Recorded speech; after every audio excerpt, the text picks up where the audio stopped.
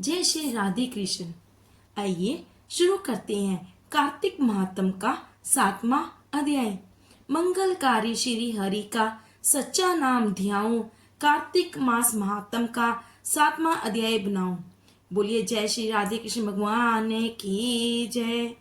नारद जी ने कहा, हे राजन, कार्तिक मास में व्रत करने वालों के नियमों को संक्षेप में बतलाता हूँ, उसे आप सुनिए। व्रती को सब प्रकार के आमिष, मांस, उर्द, अराई, खटाई तथा नशीली वस्तुओं का त्याग कर देना चाहिए। व्रती को दूसरे का अन्न ग्रहण नहीं करना चाहिए, किसी से द्वेष नहीं करना चाहिए और तीर्थ के अतिरिक्त अन्य कोई यात्रा नहीं करनी चाहिए। देवता, वेद, ब्राह्मण, गायें, व्रती, नारी, राजा तथा गुरुजनों की निंदा भी नहीं करनी चाहिए। व्रती को दाल, तिल, पकवान व दान किया हुआ भोजन ग्रहण नहीं करना चाहिए। किसी की चुगली या निंदा भी नहीं करनी चाहिए। किसी भी जीव का मांस नहीं छूना चाहिए।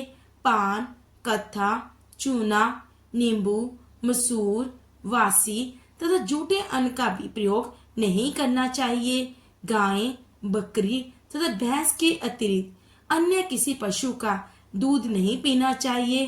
कांस्य के पात्र में रखा हुआ पंचगव्य, बहुत छोटे घड़े का पानी तथा केवल अपने लिए ही पका हुआ अन्न प्रयोग करना चाहिए।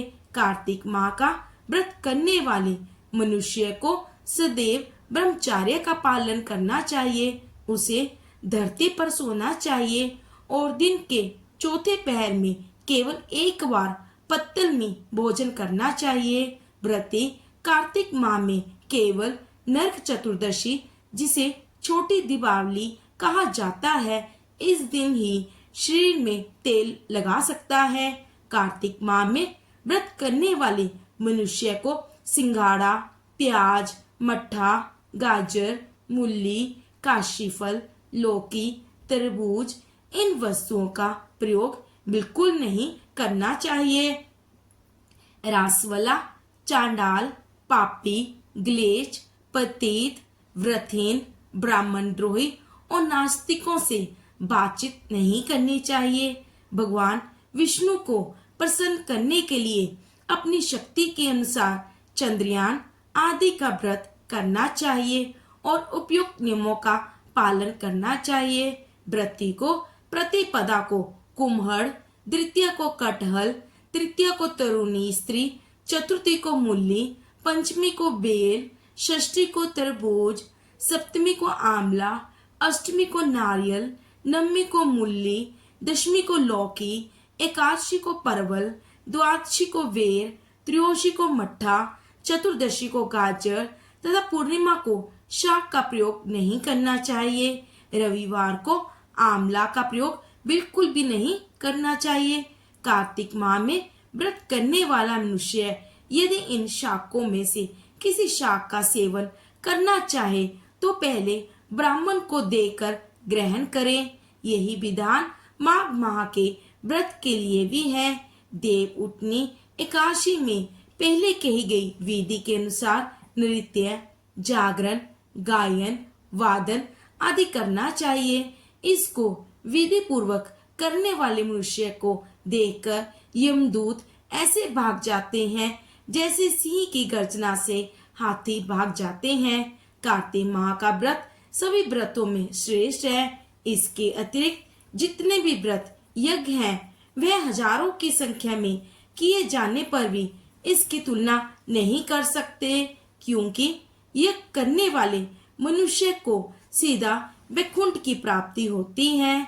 जिस प्रकार राजा की रक्षा उसके अंग रक्षक करते हैं, उसी प्रकार कार्तिक माह का व्रत करने वाले की रक्षा भगवान श्री हरि विष्णु की आज्ञा से इंद्र आदि सभी देवता करते हैं। व्रती मनुष्य जहाँ कहीं भी रहता है, वहाँ पर उसकी पूजा होती है, उसको यश फैलता है। उसके निवास स्थान पर भूत, पिशाच आदि कोई भी नहीं रह पाते। विधि पूर्वक कार्तिक माह का व्रत करने वाले मनुष्यों के पुण्यों का वर्णन करने में ब्रह्मा जी भी असमर्थ हैं। यह व्रत सभी पापों को नष्ट करने वाला, पुत्र पौत्र प्रदान करने वाला और धन धान्य की वृद्धि करने वाला है। बोलो श्री हरि विष्णु भगवान की जय, माता लक्ष्मी की जय, श्री कार्तिक महात्म की जय। इस प्रकार से कार्तिक महात्म का 7वां अध्याय समाप्त हुआ। कल हम सुनेंगे कार्तिक महात्म का 8वां अध्याय। बोलो जय श्री राधे कृष्णा।